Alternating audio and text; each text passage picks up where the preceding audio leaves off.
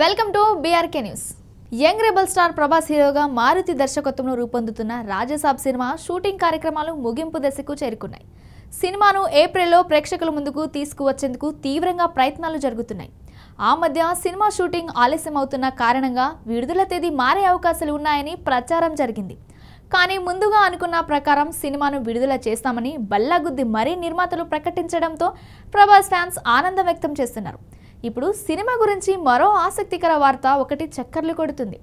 రాజసాబ్ సినిమాలో ప్రభాస్కు జోడిగా ముగ్గురు ముద్దుగుమ్మలు మాలవిక మోహన్, నిధి అగర్వాల్, రిద్ది కుమార్లు నటిస్తున్న విషయం తెలిసిందే. ఈ ముగ్గురు ముద్దుగుమ్మలతో పాటు లేడీ సూపర్ స్టార్ నయనతార సైతం రాజసాబ్లో కనిపించబోతున్ననే వార్తలు వస్తున్నాయి.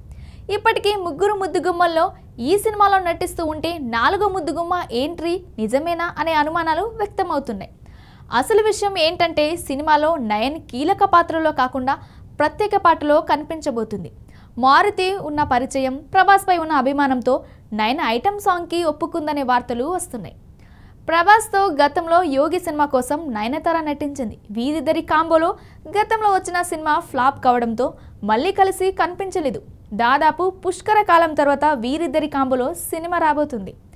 ఇందుకు సంబంధించిన చర్చలు దాదాపు పూర్తయ్యాయని, త్వరలోనే అధికారికంగా ప్రకటన వచ్చే అవకాశాలు ఉన్నాయంటూ సమాచారం అందుతుంది. తమన్ సంగీత సారథ్యంలో ఈ సినిమాకు పాటలు రూపొందుతున్నాయి. ప్రభాస్ నయనతార కాంబోలో రాబోతున్న ప్రత్యేక పాటకు తమన్ సంగీతం ఇవ్వడం ద్వారా అంచనాలు మరింతగా పెరిగిపోతున్నాయి.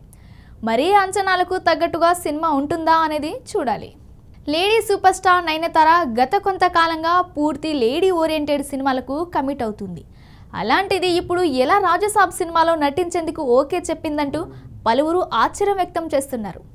సోషల్ మీడియాలో ఈ వార్తలపై కొందరు అనుమానాలు వ్యక్తం చేస్తుంటే, కొందరు మాత్రం ఇప్పటికే పీపుల్స్ మీడియా ఫ్యాక్టరీ వారు నయనతారకు అడ్వాన్స్ ఇచ్చారంటూ ప్రచారం చేస్తున్నారు.